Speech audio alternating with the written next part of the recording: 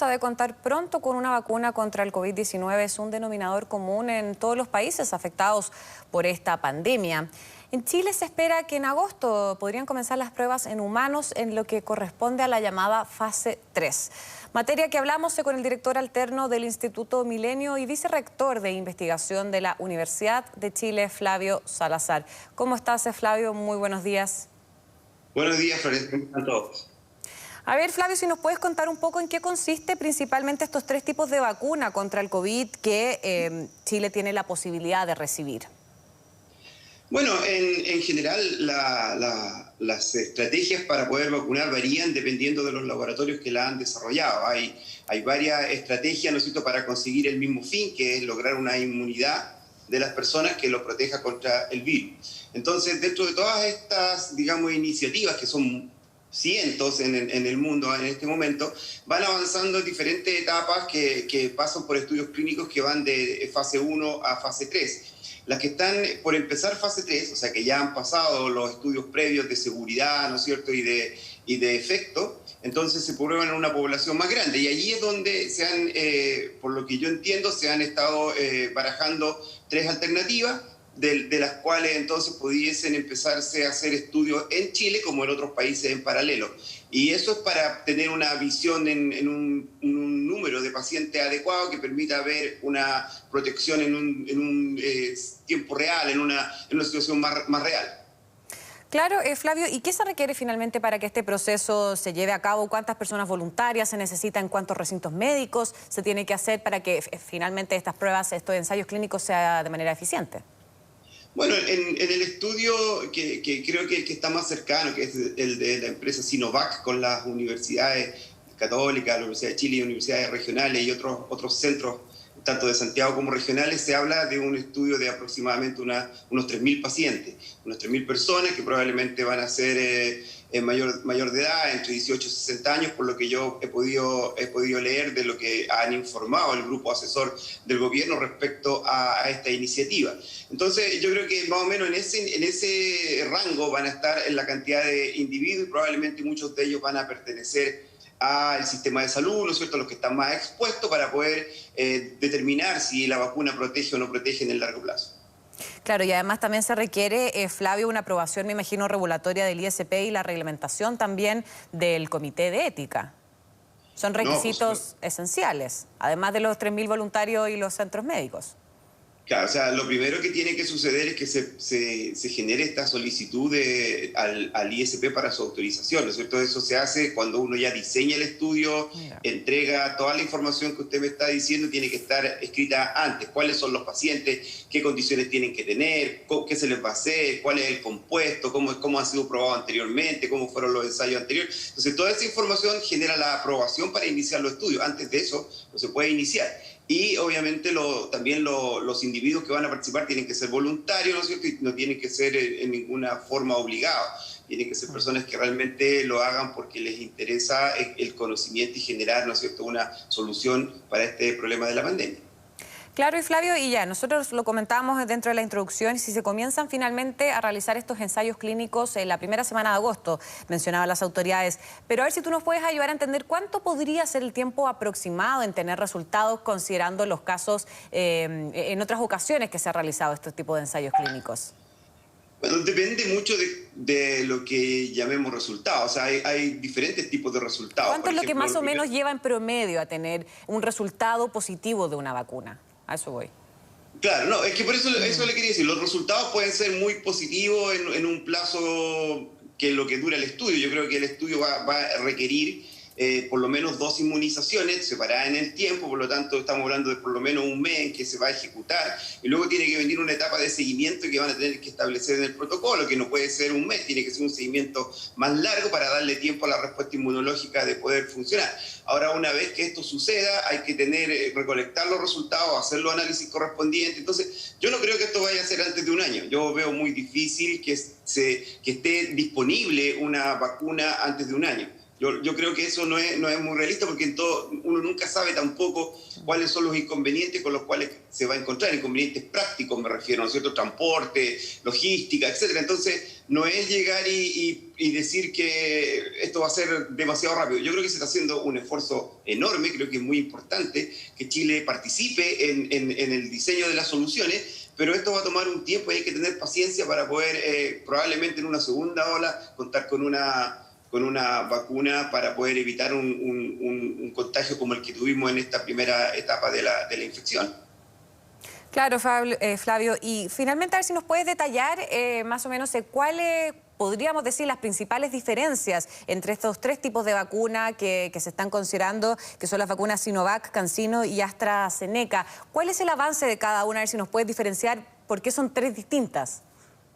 Son tres distintas porque, bueno, hay varias formas de hacer vacunas. Está la que es más clásica, ¿no es cierto?, que es histórica, que es cuando uno toma el patógeno, lo aísla, lo manipula de forma tal que lo deja inerte, o sea, que no es capaz de infectar, pero mantiene muchas de sus características. Y esa es, a mi entender, la vacuna que se va a probar primero, que es la de Sinovac. ¿No es cierto?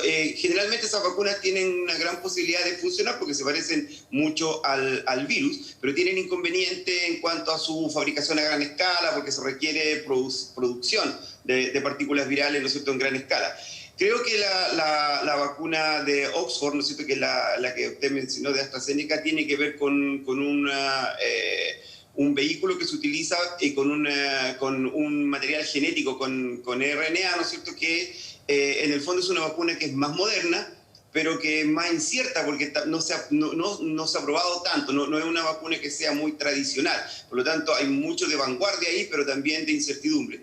La otra vacuna ha sido probada, creo, en el ejército de China y no tengo demasiada información respecto a cuáles son sus componentes, pero creo que también tiene que ver con un adenovirus, que es un virus que no es infeccioso y que transporta los marcadores del coronavirus para que se genere una respuesta inmune. Son parecidas, pero algunas tienen elementos, o sea, tienen diferentes niveles de incertidumbre. Una pueden ser más tradicional y pueden funcionar, pero no se sabe cómo se va a hacer un escalamiento rápido. La otra si funciona, va a ser muy bueno porque es fácil de hacer, pero todavía no se sabe si va a funcionar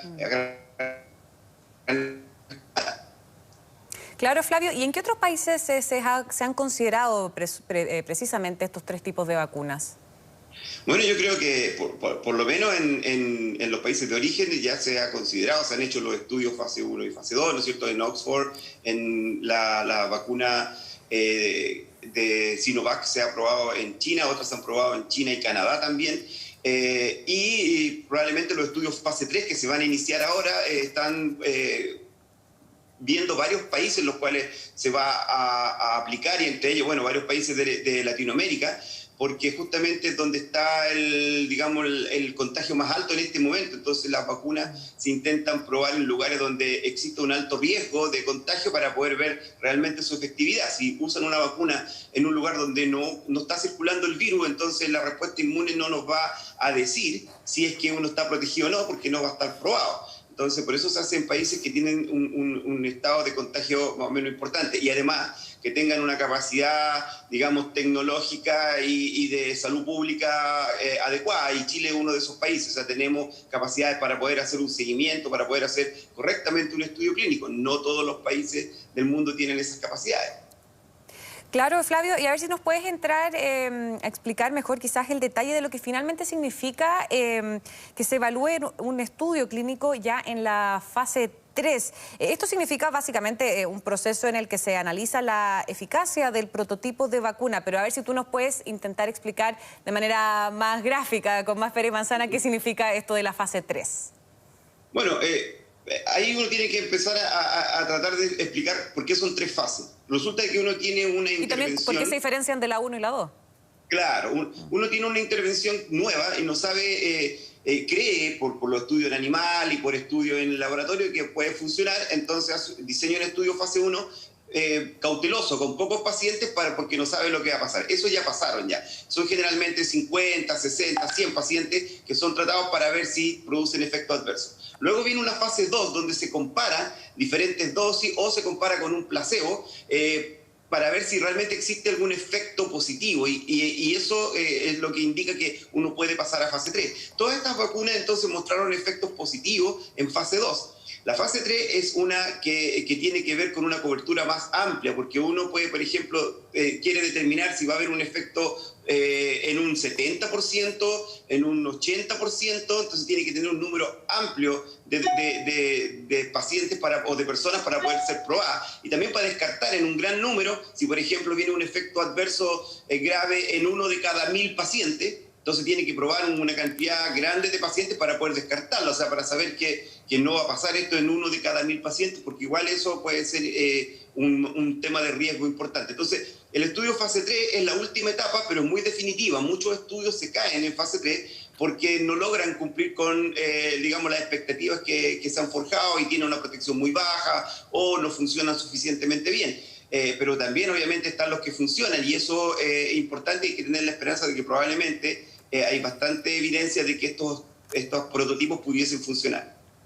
Claro, Flavio, ya para ir cerrando, te quería preguntar en qué se basan finalmente para determinar a quiénes vacunar, quiénes van a ser esta población prioritaria. Porque tengo entendido que las autoridades hablaron de 10 millones de vacunas inicialmente.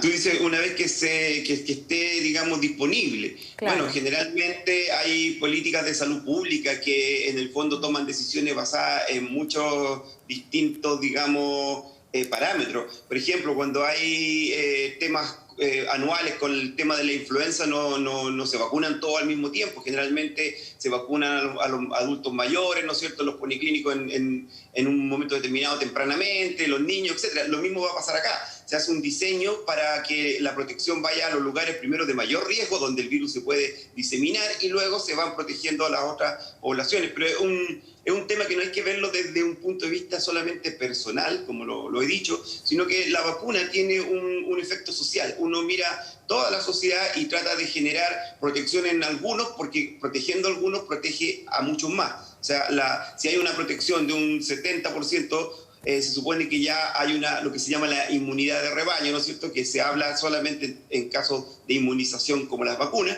y eso protege al resto de los que no están vacunados.